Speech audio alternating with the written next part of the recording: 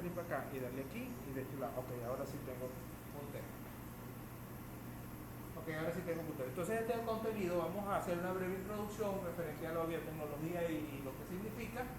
Vamos a definir claramente la biotecnología, luego vamos a ver las principales aplicaciones de biotecnología vegetal en la fitopatología. Y allí me disculpo, eso hace un recorrido fastidioso de temas tras temas, pero esa es la única forma que se me ocurre, hacer una especie de compilación de posibilidades que tiene la fitopatología de apoyarse en la biotecnología.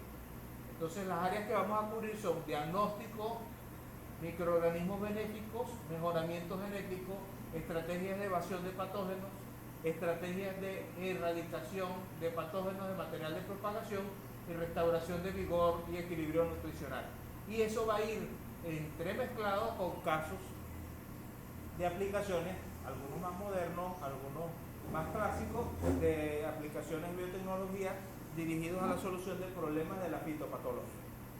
Entonces, a modo de introducción, lo que podemos decir es que la biotecnología no es una disciplina que en la agricultura pueda vivir por sí misma. Ella es un complemento, un parche que se le adiciona a las otras disciplinas de la agricultura, de la horticultura, de la fitopatología, de la zootecnia. Ella se adiciona y le sirve de apoyo a esas disciplinas. No es una disciplina independiente por sí, en la biología sí, pero en la agronomía no. Siempre se trata de aplicaciones que se desarrollan con el propósito de dar apoyo a una disciplina diferente.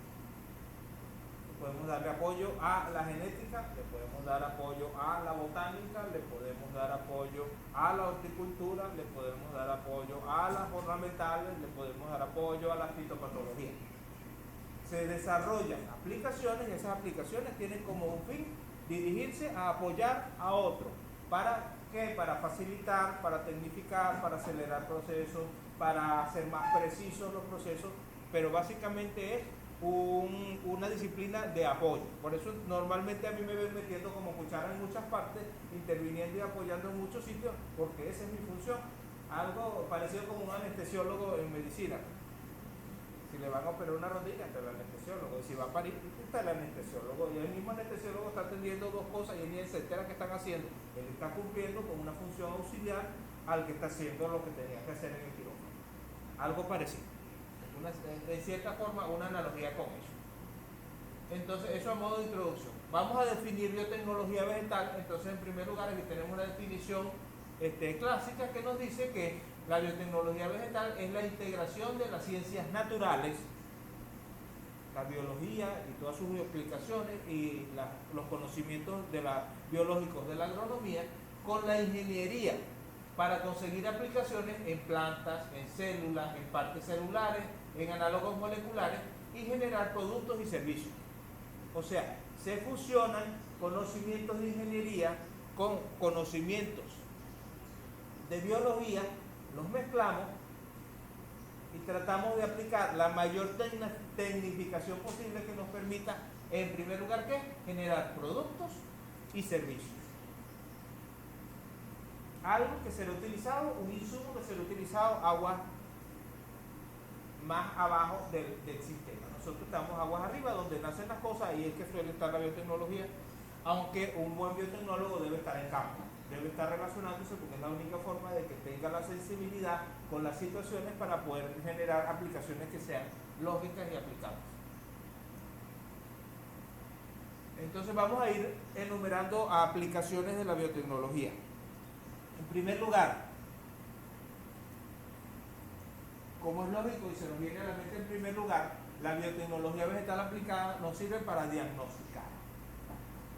Será una área auxiliar muy importante y de hecho en la actualidad en fitopatología suele ponerse ese como un prerequisito, que haya diagnosticado molecularmente, es lo que suelen decirle a uno. ¿Está seguro? Eso, mire, no podemos decir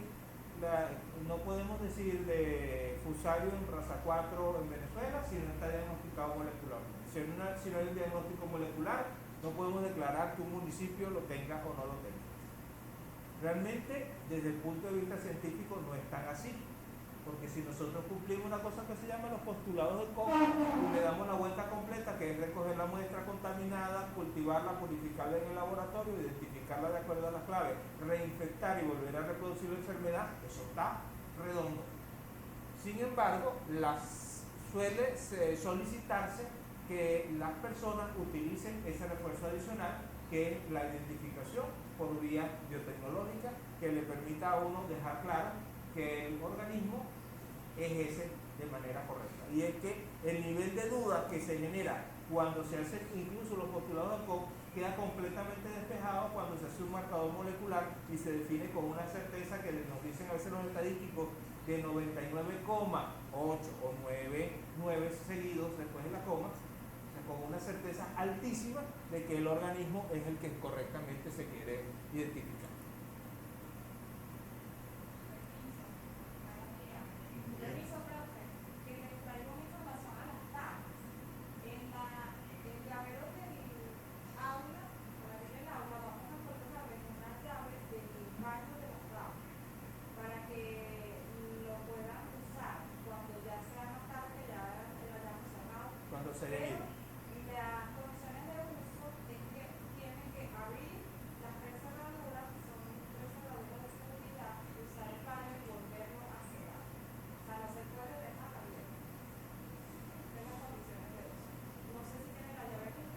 La tiene la profesora Pascual.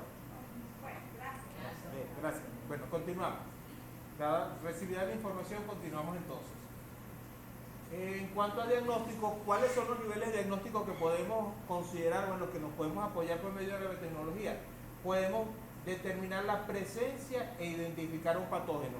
Que esté un patógeno no quiere decir que esté una enfermedad.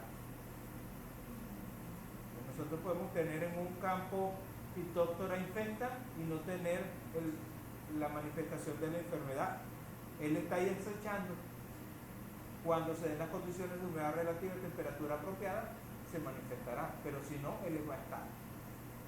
O puede que no esté, y eso es lo que queremos saber, y por eso la biotecnología nos va a ayudar. Otro nivel, podemos ya tener una enfermedad, tener un conjunto de síntomas, y entonces ahora sí, queremos ver si en esas lesiones que tienen ese síntoma vamos a encontrar el patógeno que nosotros presumimos que es el culpable de la enfermedad. Ese es otro nivel en el que podemos trabajar.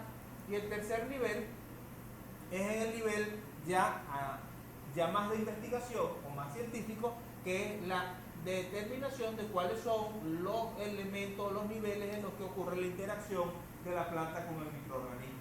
Entonces la biotecnología viene a ayudarnos a describir estos fenómenos para saber cómo juegan, cuáles son los genes que se activan en un momento para que ocurra reconocimiento, cuáles son las situaciones en las que ocurre un proceso de defensa de la planta frente al microorganismo, cuáles son los mecanismos que el microorganismo utiliza para superar las defensas que tiene la planta, porque eso es una lucha milenaria que tiene plantas y microorganismos, una por defenderse y las otras por parasitarlas.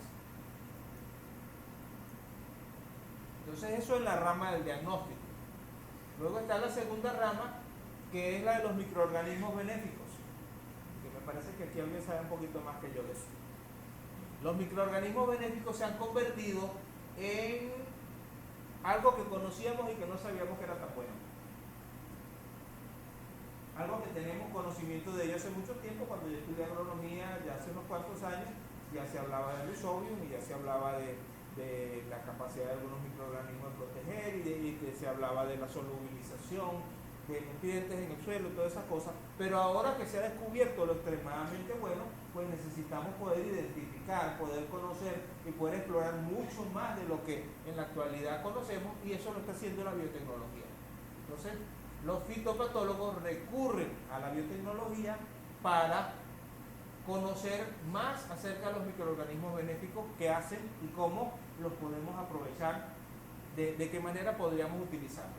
Ello se hace basándose en estudios convencionales, los que probablemente, pues ya ustedes están en una situación privilegiada, porque para ustedes los estudios convencionales son una herramienta más. Antes, hace unos años, eran la única herramienta. Estudios convencionales con microorganismos benéficos, aislamiento, caracterizaciones y cosas de ese estilo, pero además ahora esos estudios nos van a permitir identificar, caracterizar y cultivar microorganismos benéficos. Pero además ahora surge una nueva herramienta que nos proporciona la biotecnología, Esta es una herramienta de las de último piso que se ha desarrollado solamente porque las biotecnologías anteriores ya se hicieron lo suficientemente fuertes, accesibles y baratas como para poder llegar a esto, que es la utilización de estudios de metagenómica. La metagenómica ya es el nivel más alto en el que vamos en la actualidad y se trata de procesos de identificación y procesamiento de ADN de forma masiva que nos permite acceder a conocimientos sobre los microorganismos del suelo que hasta hace muy pocos años eran completamente inaccesibles, imposibles de saber. Ya lo profundizaremos un poco más dentro de un momento. Eso nos va a permitir hacer dos cosas: identificar especies y consorcios, porque ahora se ha descubierto con mucha mayor profundidad que los microorganismos en muchas ocasiones no trabajan solos, sino que trabajan consorciados, incluso consorcios que son indisolubles. Nosotros no podemos cultivar el microorganismo solito, sino que si él no está con su asociado, él no va a crecer, él no puede vivir. Y la otra utilidad que tienen los estudios metagenómicos es la caracterización del genoma completo o de una parte del genoma de los microorganismos que constituyen una determinada comunidad. Ya lo conversaremos un poquito más a profundidad.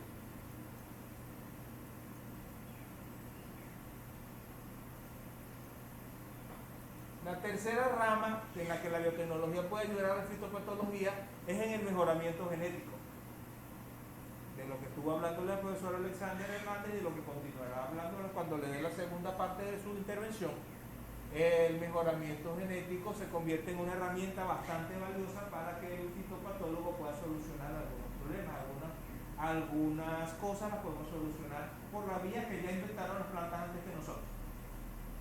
Fíjense, un estudiante me conversaba a mí, pues estamos trabajando con saneamiento de material de plátano en el vivero, me conversaba que a esos plátanos sí le causan, si ocurren enfermedades, si tienen problemas, si es susceptible, ¿por qué dará tanto trabajo? Yo decía, no, lo contrario, el plátano es una planta extremadamente resistente que vive en un ambiente húmedo y aguachinado en el que podrían incidir muchísimos daños, pudriciones, problemas sistémicos, y él es resistente a casi todo.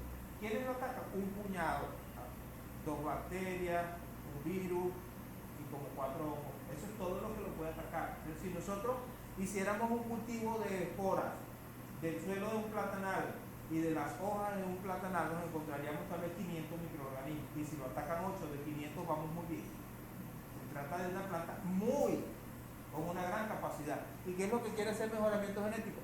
Precisamente aprovechar esas mismas estrategias. Algunas de las estrategias que tiene la planta de defensa, colocarla para que ella sea capaz de defenderse frente a uno de los pocos que puede atravesar su sistema.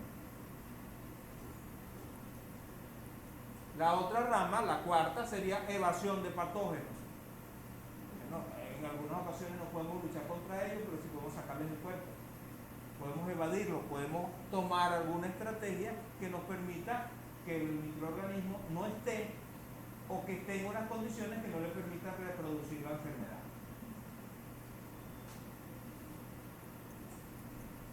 Ya no estaremos hablando de ejemplos, vamos primero a sacar adelante el esquema. Entonces, el mejoramiento genético se nos puede ir por varias ramas. Podemos hacer la caracterización de biodiversidad, y en ese caso queremos saber qué tan variable es un patógeno o un microorganismo benéfico, identificarlo de manera precisa. También podemos hacer mejoramiento genético directo de cultivos, modificar caracteres de los cultivos, y ello se puede hacer asistiéndonos en marcadores moleculares, que es una disciplina muy específica del mejoramiento genético y que lo hace el profesor Alexander Hernández, que tiene experiencia amplia, incluso hay una asignatura de marcadores moleculares utilizados para el mejoramiento genético y para la fitopatología. Entonces, una asignatura electiva que se puede tomar con el profesor Alexander. Y también podemos hacer mutagénesis inducida, o sea, de alguna manera alterar el ADN para que surjan nuevas características que no se ven en esa especie y que alguna de esas características pueda surgir como una solución a un problema de fitopatología. Hay una tercera alternativa, que es trabajar en conservación de recursos fitogenéticos. llaman a alguien en ese teléfono. Ese es el profesor Alexander. Dejo el teléfono, profesor Alexander. Vamos a ver si me llega acá. Llaman a Alvin. Tu teléfono. Ok. Seguimos. Conservación de recursos fitogenéticos. Muchas veces nosotros tenemos que conservar un recurso, pero para conservarlo tenemos que saber qué es lo que estamos conservando, porque si no, no tenemos modo de hacerlo. Y la biotecnología viene a ser una herramienta muy valiosa que nos dice sobre diversidad, sobre funciones, sobre ubicaciones de microorganismos, y entonces conociéndolo podemos tenerlo. También podemos pensar en la conservación de recursos en bancos de germoplasma. Nosotros les voy a poner un ejemplo en un rato donde tenemos materiales y queremos saber si existe dentro de ellos la suficiente diversidad como para explorar fuentes de resistencia a enfermedades, y eso lo vamos a conseguir aplicando conocimiento de biotecnología. Para ello se utiliza, estos dos cuadritos eran del anterior. Hibridación somática y transformación genética también son herramientas de transformación genética. Realmente la hibridación somática ni la voy a mencionar porque esa es una técnica que no funcionó bien, pero la transformación genética sí está dando bastante pauta, y a pesar de que Venezuela está en moratoria y no deberíamos tener organismos modificados genéticamente, pues ya en nuestros campos y en nuestras mesas hay organismos modificados genéticamente. A mí no me parece malo, pero no es legal. En la cuarta estrategia les decía, podemos hacer evasión de patógenos, es decir, podemos hacer propagación in vitro de plantas para que se cultiven y lleguen a campos libres del patógeno de otro.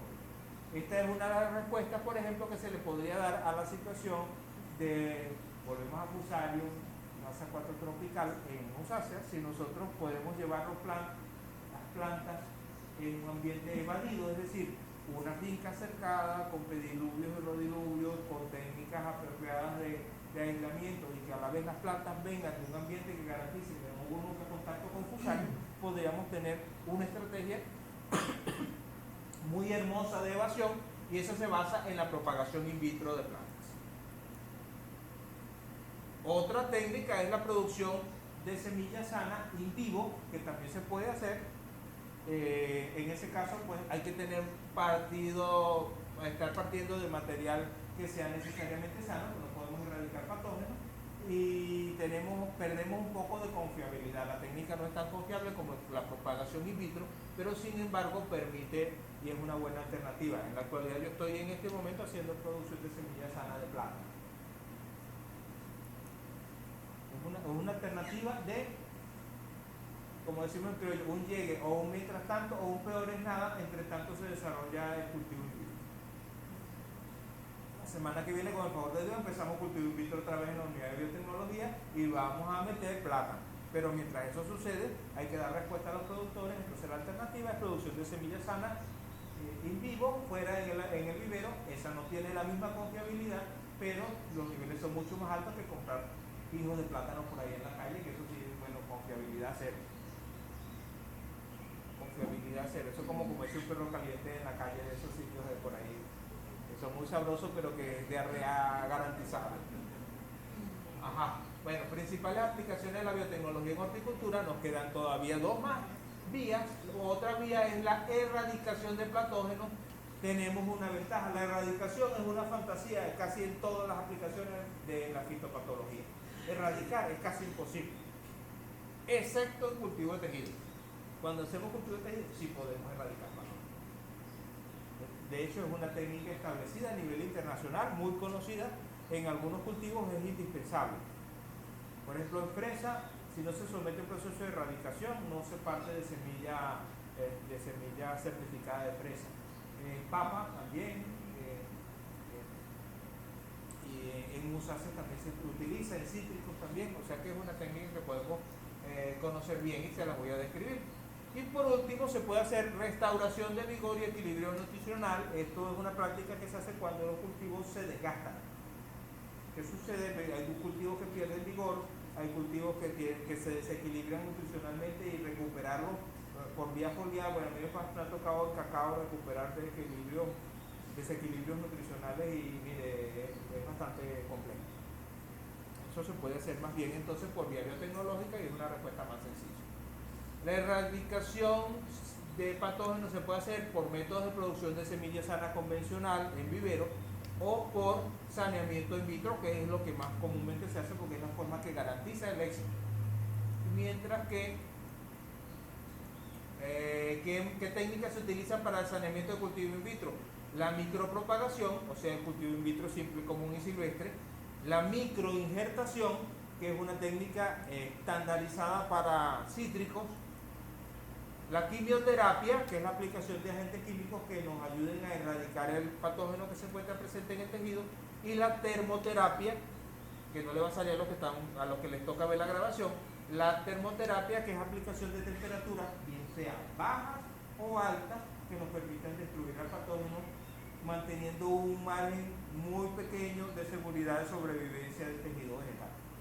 El rango en que el patógeno muere y el tejido sobrevive es muy estrecho. Sin embargo, sí se puede.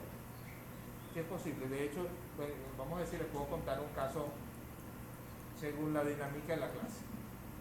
En cuanto a la restauración de vigor y equilibrio nutricional, en muchas ocasiones se le da una cosa que decimos un pase por cultivo in vitro, que simplemente es que el cultivo que no tiene necesidades de producirse masivamente, ni tiene contaminación viral, ni ninguna cosa por el estilo, simplemente se pasa por cultivo in vitro para que pase por una sesión de rejuvenecimiento, restauración de los tejidos, producción de nuevo tejido en el cuerpo de la planta, equilibrio nutricional, se vuelve a sacar a campo y vuelve a comenzar.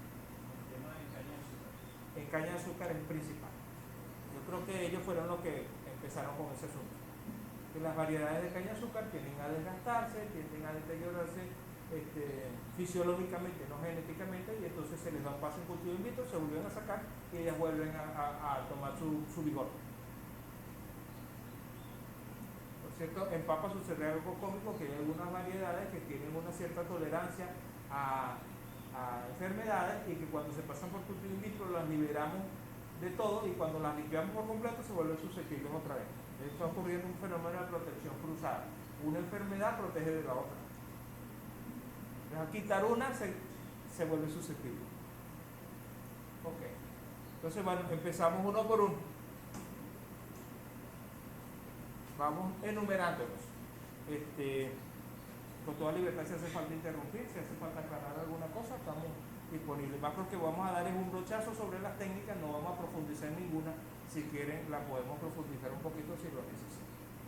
Entonces, en primer lugar, diagnóstico. Vamos a hablar entonces de conocer la presencia e identificar los patógenos.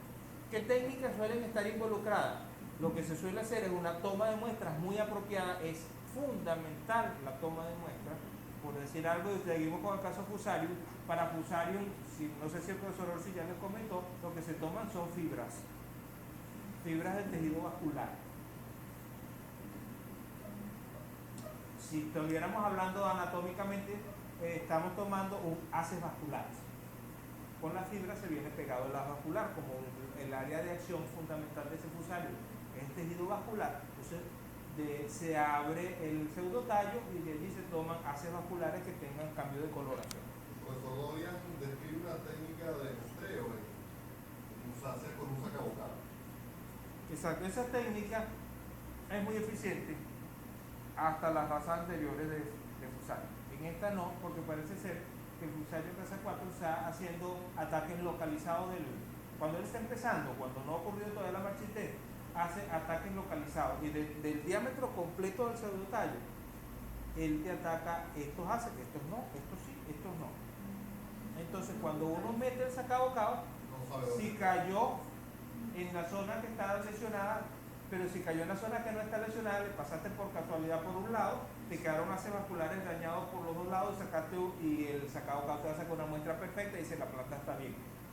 Entonces hay que cortar completo y cortar a un cierto nivel para poder conseguir los haces vasculares con daño y luego cosechar esos haces vasculares que son los que van a ser sometidos a diagnóstico. Luego de la toma de muestras apropiadas, que es muy importante, gracias a Dios, en humanos es peor la cosa, porque nosotros te vamos a dar una muestra, porque hay estudios de este tipo que se pueden hacer en humanos, y de hecho la metagenómica se está haciendo y nació primero para humanos y después se extendió hacia suelo y hacia plantas. En humanos nosotros podemos ser contaminantes, el investigador puede ser contaminante. Entonces la tomada de muestra se vuelve una cosa aún más compleja y nosotros tendríamos que ponernos un traje tipo astronauta con el propósito de que yo no contamine la muestra, no que la muestra no me contamine. Eso que ahorita, por ejemplo, lo que estamos trabajando con biotecnología en arqueología, se está haciendo mucho, porque si yo pretendo determinar el tipo racial de la muestra arqueológica que tengo yo allí, tengo unos huesos, unos restos humanos, y voy a saber el tipo racial, y viene Jonathan y se mete allí y estornuda, ya dejó sus células allí, va a aparecer mi tipo racial mezclado con el de él. Y como yo tengo una muestra reciente y aquel es milenario, entonces muy probablemente que me secuencien a mí y no me secuencien a él. Entonces, ese es un punto detallado. Segundo, extracción del ADN. Hay técnicas ya están muy bien establecidas que nos permiten rescatar el ADN de la muestra sospechosa y con ese ADN es que vamos a proceder a realizar los procesos de identificación. Es lógico que si nosotros estamos cosechando un haz vascular y en ese haz vascular hay un micelio y ese micelio pues queremos detectarlo en un momento inicial, hay una cantidad muy pequeña de ADN, tan pequeña que no podemos trabajar con ella. ¿Qué tenemos que hacer? Multiplicarla, crecerla. Y además nos interesa no crecer la de plátano. ¿Cómo hacemos para quitar todo el ADN que no nos interesa y quedarnos solamente con la secuencia que nos interesa? Y en la cantidad suficiente. Hay una técnica que se llama amplificación de secuencia por PCR. Eso te tocaría hablar, ya PCR puede ser una materia, pero al menos les puedo mencionar que tenemos esa técnica que por medio de una reacción que se realiza con unas enzimas adecuadas, en unos sustratos adecuados, unas temperaturas adecuadas, nosotros podemos ser capaces de crecer el ADN que nos interesa de una muestra para que los otros queden a una cantidad insignificante y poder después entonces analizar la que nos interesa. Estamos como escogiendo, quitando la basura que no nos interesa y quedándonos concentrados en lo que importa. Técnica se llama PCR, que se hizo muy popular con el asunto del COVID, porque exactamente lo mismo, pues se toman una muestra de la garganta, la llevan a una máquina, extraen el ADN, ese ADN se lleva a una PCR, ¿y qué hace la PCR? Elimina el ADN de la persona, por ejemplo fui yo que me hice el examen, elimina el ADN de Jonathan y se queda con el ADN del virus. Y entonces luego hace un procesamiento de identificación a ver si ese virus que tengo era o no era COVID. Luego, entonces nosotros tenemos que, lamentablemente esta no se ve, alinear las secuencias que amplificamos en la PCR por medio de una electroforesis. O sea, hacemos un gel y en ese gel hacemos correr en la muestra de ADN en electricidad y la electricidad hará que los pedacitos de ADN corran en el gel a diferentes velocidades. ¿Quién va más rápido? La muestra chiquita. ¿Quién va más lenta? La muestra grande. De biología del primer semestre me gusta acordarle siempre a la gente, cuando se ve coloides, decimos que un coloide es una red de trozos de proteína. Nosotros vemos un coloide, una gelatina, como una cosa que se mueve, que es semisólida, pero realmente eso es una red que está atrapando agua dentro de su estructura reticular.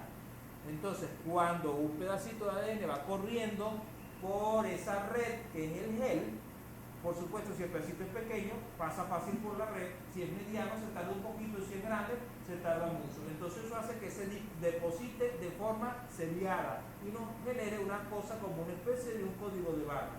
Ese código de barra lo podemos leer, interpretar, y con eso es que vamos a hacer el procesamiento bioinformático y vamos a identificar al organismo. Entonces, un determinado organismo nos va a dar una barrita en el gel a una determinada longitud. Esa longitud dice, esta barrita. Si esa barrita aparece, el organismo es. Si no aparece, no es otra cosa. Hay que hacer un procesamiento bioinformático. Ahora la computación es muy importante y suelen en estos laboratorios tener a alguien experto en bioinformática para poder realizar esas labores. Y entonces hacemos por fin una identificación del patógeno de la muestra y terminamos diciendo Ahora sí podemos declarar en la muestra establecida el patógeno que se encontró, decimos nombre y apellido del patógeno de manera correcta. Todo este procedimiento es lo que llamamos marcadores moleculares. A mí me ha preocupado mucho porque nosotros en ciencia le pusimos marcadores moleculares y al menos en el castellano de Venezuela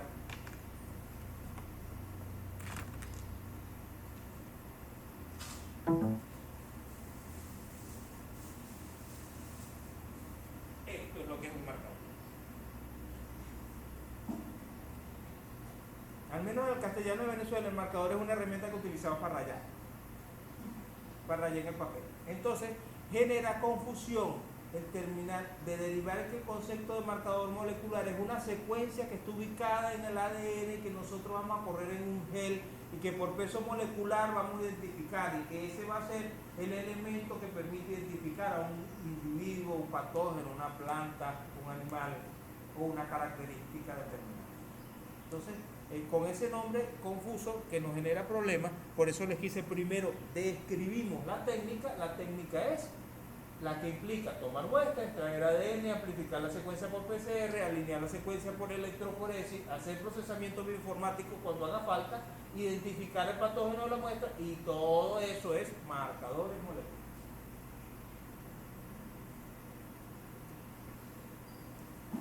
Seguimos. Un ejemplo. En lechosa, este es un ejemplo viejo, del 2008, pero funciona bastante bien. En lechosa, Colestotricum, ustedes saben que es un problema serio que nos genera la antranosis en lechosa y que nos acaba con los frutos, nos los contamina cuando son chiquiticos así y se manifiesta cuando llega el momento de la venta. Y nosotros juramos que tenemos una fruta en muy buen estado y cuando las condiciones de maduración se determinan, se dispara el hongo y aparecen los cuerpos fructíferos y nos generan una destrucción como aparece en imagen.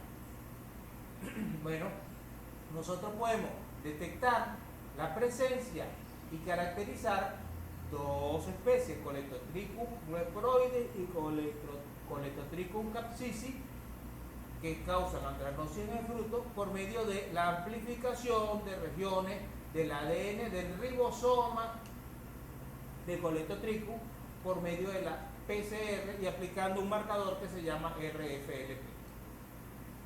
Chino. Suena chino, tenemos que dejarlo claro. Son nombres de técnicas.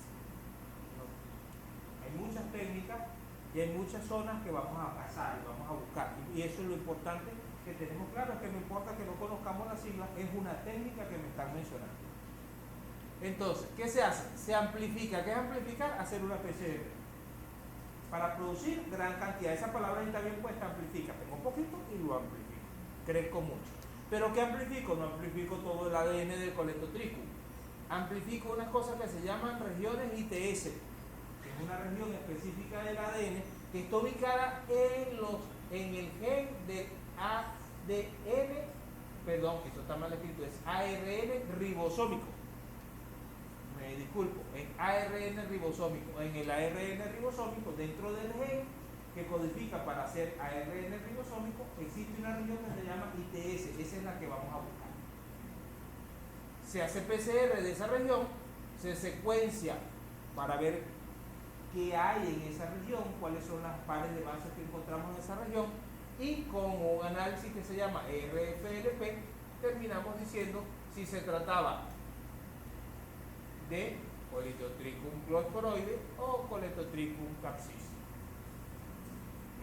Por eso les digo que a nivel práctico, cuando uno está en el ejercicio de la profesión en campo, ir a estas técnicas es innecesario, porque hay que conocer muy bien las técnicas del fitopatólogo.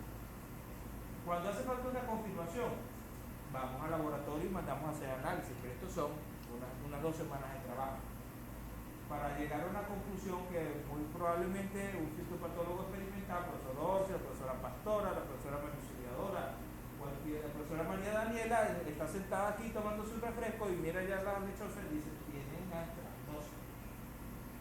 O sea, el ojo puede determinar eso. Cuando necesitamos una certeza alta, vamos a la herramienta, pero las herramientas de diagnóstico tradicionales organolépticas normales del fitopatólogo no quedan anuladas, para nada quedan anuladas, tienen mucho valor práctico.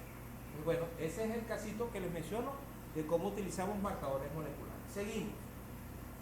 Ahora con microorganismos benéficos. Estudiamos el caso de la biotecnología para microorganismos benéficos. Les voy a mencionar solamente el caso de los estudios metagenómicos porque el tradicional ya lo van a ver con los profesores con mucha más profundidad. ¿Qué implica la metagenómica? Igual vamos a una toma de muestras. En el caso de metagenómica se muestrean lugares donde se sabe que hay comunidades de microorganismos.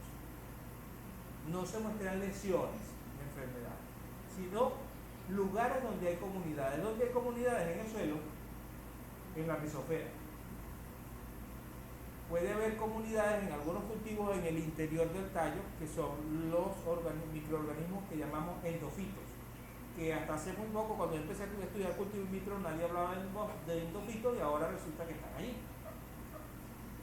Eso me explica cosas que me pasaban en el laboratorio y que no tenían explicación para ese momento.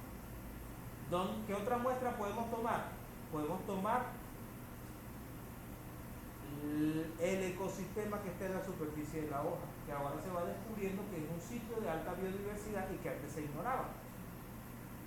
O sea, toda la superficie de la hoja se puede también convertir en un sitio donde hay comunidades de microorganismos que investigar.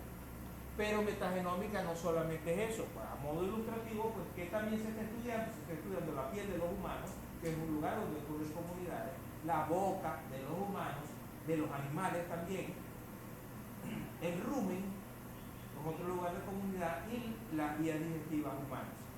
Son lugares donde ocurren comunidades y eso nos da oportunidad de estudiarlas. ¿Por qué surge la metagenómica? Porque hay un problema. Cuando tomamos muestras y hacemos un estudio convencional, ¿qué hacemos? Se toma una muestra y se coloca en un medio de cultivo nutritivo y en ese medio de cultivo verificamos la ocurrencia de microorganismos. Ajá. Cuando se contrastó eso con la metagenómica, se encontró con que en el medio de cultivo germinan entre el 1 y el 5% de los microorganismos que existen. Los otros no comen azúcar, no les gusta el agar, no les gusta el aire, son sensibles a la luz, son sensibles a la radiación ultravioleta y se murieron antes de llegar al medio de cultivo. O se murieron de hambre en el medio de cultivo porque no comen eso. Entonces hay un 95% aproximadamente de microorganismos que no se diagnostican por los métodos tradicionales y que necesitamos pescarlos y saber qué están haciendo allí, pero son tan sensibles que no podemos cultivarlos. Entonces la metagenómica es una herramienta de diagnóstico no dependiente del cultivo, no se cultivan los microorganismos. Se toma una muestra y después ¿qué hacemos? Extraemos ADN de una muestra del suelo, o de una superficie de una hoja, o de una muestra de la vía digestiva de un animal. ¿Y qué ADN va a salir de ahí? Si lo tomamos de una vaca, va a salir de la vaca y todos sus microorganismos. Si lo tomamos de un humano, va a salir del portador y todos sus microorganismos. Si lo tomamos de una planta, va a salir el ADN de la planta y todos sus microorganismos. Entonces, tenemos que amplificar y seleccionar lo que nos interesa. Primero sacamos al candidato que no nos interesa identificar. Entonces, si se lo estoy haciendo en el cultivo de maíz y estoy viendo cuáles los microorganismos de la rizosfera de maíz, ¿para qué voy a identificar maíz? Ya yo supe que era maíz cuando empecé el trabajo. Entonces eliminamos los tejidos vegetales, eliminamos el ADN vegetal y amplificamos los microorganismos de interés. Puedo enfocarme en hongos, puedo enfocarme en protozoarios, puedo enfocarme en bacterias. El ADN, una vez amplificado, va a una máquina de secuenciación que nos va a decir cuáles son las secuencias de pares de base que están presentes en esa muestra.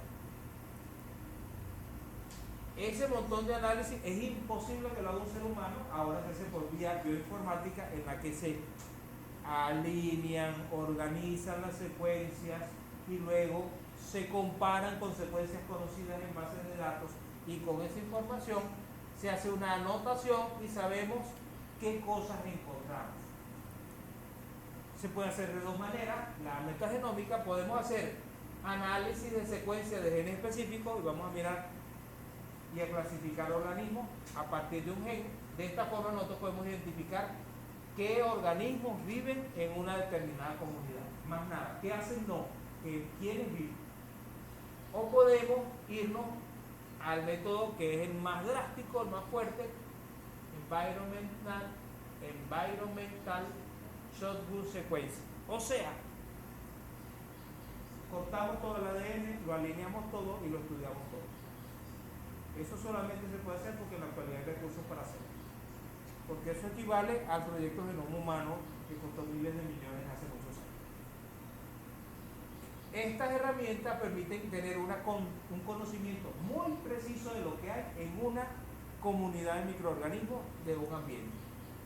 ¿Qué nos permite ahora? Nos permite manejar los suelos de una manera diferente, nos permite manejar la fertilización de una manera diferente y algo muy importante, nos permite manejar las enfermedades ligadas al suelo de una manera diferente. Meto de mi experiencia personal, antes de hablarles del artículo de estas personas aquí, del 2021. En mi experiencia personal, yo trabajo en vivero, mi área de propagación. Yo trabajo en vivero y uno de los problemas grandes que hay son las pudriciones del cuello de la planta. Esto ocurre en el vivero con altísima frecuencia. Es muy común. Aún el vivero más cuidadoso, siempre a alguna plantita le ocurre una pudrición del cuello de la planta. Generalmente es fusario, por lo general. Ese es un problema severo que se presenta. ¿Y por qué se va a presentar? Porque nosotros los sustratos de vivero los esterilizamos o los pasteurizamos.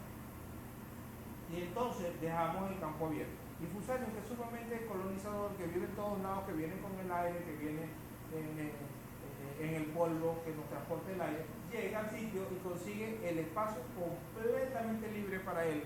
Y una plantita bebé allí creciendo supernutrida esperándolo. Al descubrir esto, al enterarme yo de esto, yo dije, bueno, ¿y qué pasa si yo en vez de esterilizar el sustrato y dejarlo estéril, después meto a alguien para que cuando llegue fusario ya el lugar esté ocupado? Y se me ocurrió, bueno, voy a probar. Una cosa se llama microorganismos de montaña. Y yo ahora inoculo el sustrato de vivero con microorganismos de montaña. La incidencia del dumping off se me fue a muy por debajo del 0,1%. Quedó anecdótico. Incluso un profesor de iba a la clase me dijo, no, necesito saber que tiene vivero, necesito una matica que tengan dumping off, por favor, para los estudiantes. Lamento decirte que no tengo uno. Y en ese momento había 20.000 plántulas de tomate en el vivero. Estoy diciendo, y ahora conozco sé que hay comunidades. Ya no es como el pensamiento de hace 15 años, que decíamos que yo esterilizo y mantengo limpio el sitio. No, ahora resulta ser que ya yo sé cómo manejar, abordar el suelo de una manera diferente. Por eso es que estamos interesados en conocer esto. Igual con los humanos, igual con los animales. Ya sabemos cómo funciona el asunto o vamos aprendiendo cómo funciona el asunto y vamos tomando medidas diferentes. Ahora entonces decimos, no, hay que meterle tricoderma para que cuando llegue esté el tricoderma y el tricoderma no deje que llegue el otro. Pero entonces ahora también vamos pensando, ajá, pero entonces yo pongo el tricoderma y pobrecito, mire, ese sustrato se seca, se moja, se seca, se moja, se seca, se moja. El pobre tricoderma se me muere, entonces tengo que aplicarlo semanal. Porque él ahí aguanta mejor más. Entonces, ¿qué tengo que hacer ahora? Ahora sé que tengo que ponerle un nicho al tricoderma. Tengo que buscarle el refugio y tengo que buscarle alimento para que cuando eso se seque, se moje, esté en su casita esperando. Y cuando la cosa se ponga en buenas condiciones, salga y colonice el sustrato. Y si son malas condiciones, se regresa otra vez a su refugio que yo le he creado. Todo eso lo vamos conociendo con esto.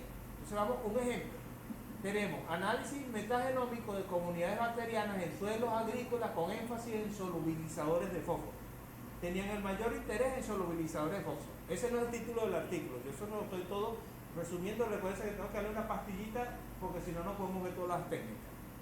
Entonces, ¿qué hicieron ellos? Muestrearon suelos, extrajeron ADN del suelo, lo cultivaron microorganismos Directamente trajeron el ADN del suelo, lo amplificaron ¿con qué? Consecuencias para bacterias, porque estaban buscando bacterias. Entonces, secuenciaron un gen que tenga las bacterias que no tengan los organismos superiores. ¿Qué gen es ese? El gen del ARN ribosómico, de la fracción más chiquita del ARN ribosómico, que se llama 16S. Ese no lo tienen los animales, ni lo tienen los protozoarios, ni lo tienen los hongos, ni lo tienen las plagas. Sacamos a todo el mundo del juego y se quedaron solamente las bacterias. Secuenciando el gen del ARN ribosómico, que se llama 16S, y haciéndole procesamiento informático, ¿a qué llegaron? Concluyeron que el 87% de las secuencias totales que encontraron correspondían a estos filas de bacterias. O sea, ya saben que la mayor parte de las bacterias que estaban presentes en esos suelos que analizaron pertenecían a, me cuesta pronunciarlo, Colorflexi, Proteobacteria, en Proteobacteria está Escherichia coli, Actinobacteria, Acidobacteria y Firmicutes. Esos son, ya pudimos identificar, no hicimos cultivos, imagínense ustedes cuántos cultivos había que hacer para identificar esos 5 géneros, pero esos 5 filum están ahí. Luego, lo llevaron a nivel de familia, se detectaron familias de bacterias que probablemente están involucradas en los ciclos del fósforo y del nitrógeno.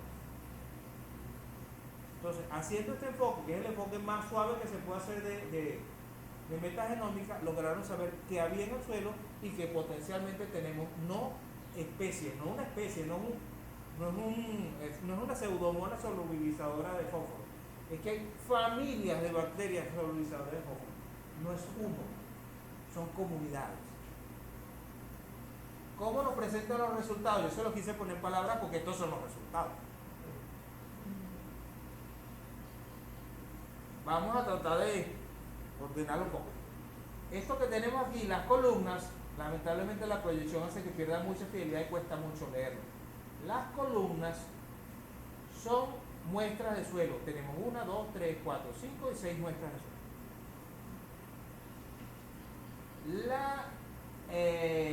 Del lado izquierdo tenemos la abundancia relativa, el porcentaje de microorganismos, o sea, cuáles hay más y cuáles hay menos. Hay menos de esto y hay más de esto.